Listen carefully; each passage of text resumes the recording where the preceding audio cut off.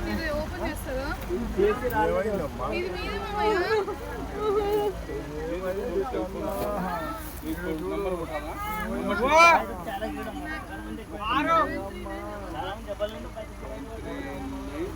Sir నీళ్ళు తాగండి sir మీరు నీళ్ళు తాగినావా కూర్చో అరే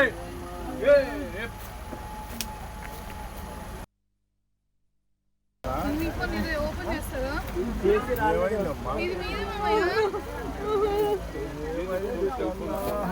మీదే నంబర్ కొట్టాలా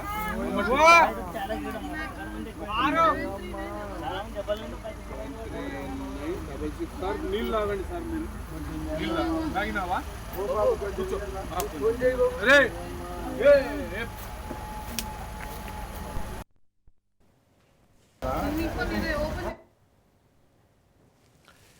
జోగులాంబ గద్వాల జిల్లాలో తెల్లవారుజామున ఘోర రోడ్డు ప్రమాదం చోటు చేసుకుంది. జిల్లాలోని ఇంటిక్యాలపాడు సమీపంలో ప్రయాణికులతోటి వెళ్తున్న ఆర్టీసీ బస్సు అదుపు తప్పి బోల్తా పడింది. ఈ ప్రమాదంలో సుమారు 20 మందికి పైగా ప్రయాణికులు తీవ్రంగా గాయపడ్డారు. ప్రమాదం జరిగిన సమయంలో బస్సులో ఉన్న ప్రయాణికులంతా నిద్రలో ఉన్నారు. ఒక్కసారిగా బస్సు అదుపు తప్పి పక్కకు పడిపోవడంతో శబ్దం వచ్చింది. ప్రయాణికుల ఆర్తనాదాలతోటి ఆ ప్రాంతం అంతా భీతవాహంగా మారింది.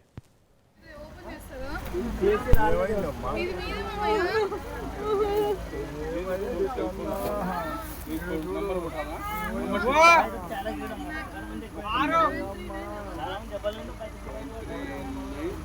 సార్ నీళ్ళు తాగండి సార్ మీరు నీళ్ళు తాగినావా కూర్చో అరే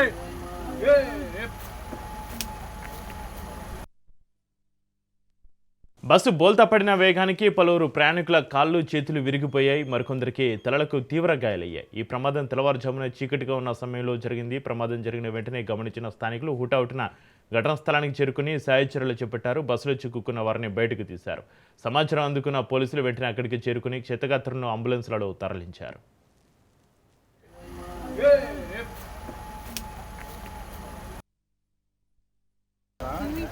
ఓపెన్ చేస్తారా? ఇది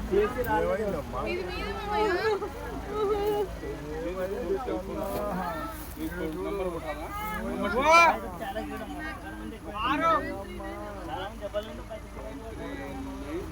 సార్ నీళ్ళు తాగండి సార్ మీరు నీళ్ళు తాగినావా కూర్చో అరే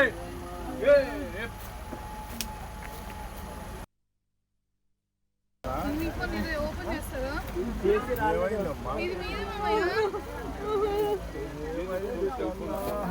ఇది మీదే నంబర్ కొట్టాలా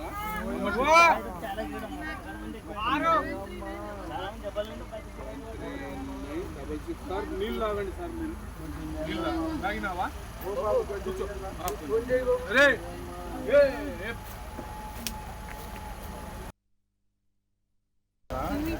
ఓపెన్ చేస్తారా?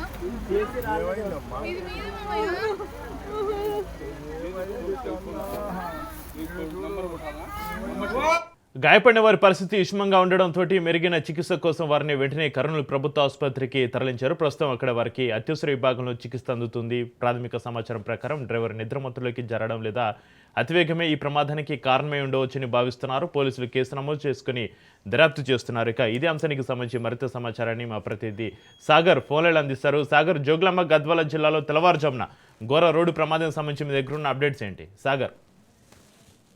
రైట్ చక్రి, జోగులాంబ గద్వాల జిల్లాలో ఘోర రోడ్డు ప్రమాదం సంభవించింది.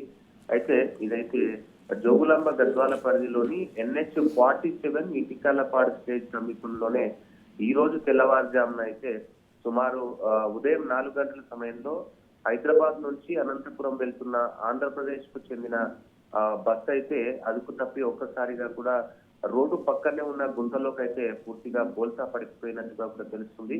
మొత్తానికైతే కూడా ఈ ప్రమాద సమయంలో దాదాపుగా బస్సులో 25 మందికి పైగా కూడా ప్రయాణికులు ఉన్నట్టుగా కూడా తెలుస్తుంది. 20 మందికి పైగా ప్రయాణికులందరికీ కూడా గాయాలైనట్లుగా ప్రాథమిక సమాచారం అయితే అందుతుంది. పలువురికి తీవ్ర గాయాలు కాగా కొందరికి పూర్తిగా చేతులు కాళ్ళు విరిగినట్లుగా కూడా తెలుస్తుంది. ప్రమాదం అనంతరం ఘటనా స్థలంలో కూడా పూర్తిగా ఒక భయాందోళన వాతావరణం నెలకొన్నట్టుగా కూడా చెప్పుకోవచ్చు. సమాచారం కోసం స్థానికులు ఈ ఆర్తనాదాలంతా కూడా విని హుటాహుటిన అక్కడికి చేరుకున్నారు. దీంతో అంబులెన్స్ లో కూడా వాళ్ళంతా ఫోన్ చేశారు సహాయక చర్యల కోసం. వెంటనే స్పందించిన ఏదైతే 108 ఎమర్జెన్సీ సర్వీసు సంబంధించి కూడా వెంటనే స్పందించారు. 3 అంబులెన్స్లను ఘటనా స్థలానికి పంపినట్టుగా కూడా తెలుస్తుంది. గాయపడిన వారికి అక్కడికక్కడే ముందుగా ప్రథమ చికిత్స అందించారు. అనంతరం ఎవరైతే స్వల్ప గాయాలైన వారిని అయితే చుట్టుపక్కల ఉన్న ఆసుపత్రికి తరలించారు. తీవ్రంగా గాయపడిన వారిని కర్నూలు ప్రభుత్వ ఆసుపత్రికి కూడా తరలించినట్టుగా తెలుస్తుంది.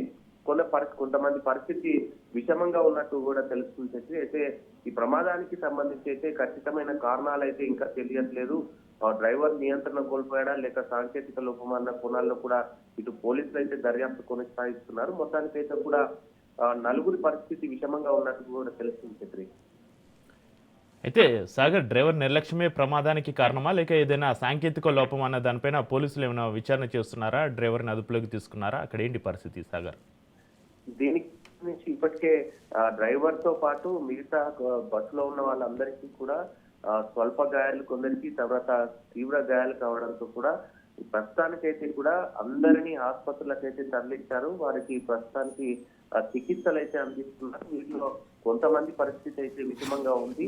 తెల్లవారుజామున కావడంతో డ్రైవర్ నియంత్రణ కోల్పోయాడా లేక ఇంకేదైనా బస్సుకు సంబంధించి సాంకేతిక ఏమైనా లోపం ఉందా అనే కోణంలో కూడా పోలీసులు అయితే దర్యాప్తు చేస్తున్నారు. దీనికి సంబంధించి ఇంకా ప్రాథమిక సమాచారం అయితే మీడియాకు అందలేదు. మొత్తానికి అయితే కూడా తెల్లవారుజామున కాబట్టి డ్రైవర్ ఏమైనా నిద్రమత్తులో ఉండి ఒకసారిగా కూడా బస్సు బోల్తా పడిందా లేక బ్రేకులు పడకపోవడం మిగతా ఏమైనా సమస్యలు ఉన్నాయన్న కోణంలో కూడా దర్యాప్తు చేస్తున్నట్టుగా కూడా తెలుస్తుంది. మొత్తానికైతే మరికొద్దిసేపటి తర్వాత అయితే అసలు ప్రాబ్లం ఏ విధంగా బస్సు బోల్తా పడింది, ఏమైందనే కోణంలో పోలీసులు దర్యాప్తు చేస్తారు. దానికి సంబంధించి వివరాలు తెలిసే విధంగా కూడా తెలుస్తుంది చక్రి. బస్సులో మొత్తం ఎంతమంది ప్రయాణికులు ఉన్నారు సాగర్?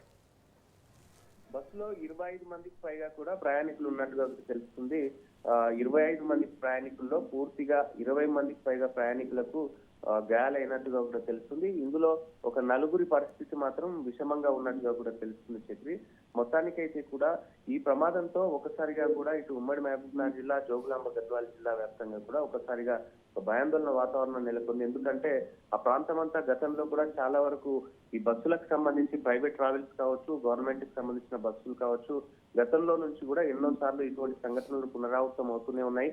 అయినా కూడా దీనికి సంబంధించి కూడా ఒకసారిగా ఇటువంటి ఘటనలు మళ్ళీ జరగడంతో ఒకసారిగా ఇటు ప్రజల్లో కూడా భయాందోళన నెలకొందని చెప్పుకోవచ్చు. ఈ బస్సులకు సంబంధించి గతంలో ఇదే ఎర్రవల్లికి సమీపంలోనే ఒక ప్రైవేట్ ట్రావెల్స్ బస్సు పూర్తిగా దగ్ధమైన పరిస్థితి కూడా మనం చూస్తాం. అప్పుడు దాదాపుగా 30 మందికి పైగా కూడా అందులో ప్రయాణికులు ఉన్నట్టు కూడా తెలుస్తుంది. అందులో హుటాహుటినప్పుడు స్పందించిన నేపథ్యంలో కొంతమంది అక్కడికక్కడే సజీవ దహనం కావడం, మిగతా అందరినీ కూడా గద్వాల ప్రభుత్వ ఆసుపత్రి, కర్నూలు ఆసుపత్రికి తరలించడంతో కాస్త కుదుట పడింది. అయితే ఈ సంఘటనకు సంబంధించి ఇప్పటికే 20 మందికి పైగా ఈ విధంగా అంటే కొంతమందికి అందులో పూర్తిగా కాళ్ళు చేతులు వేయడం, తలకు సంబంధించి గాయాలు కావడం, కొంతమందికి స్వల్ప గాయాలతో బయటపడ్డారు.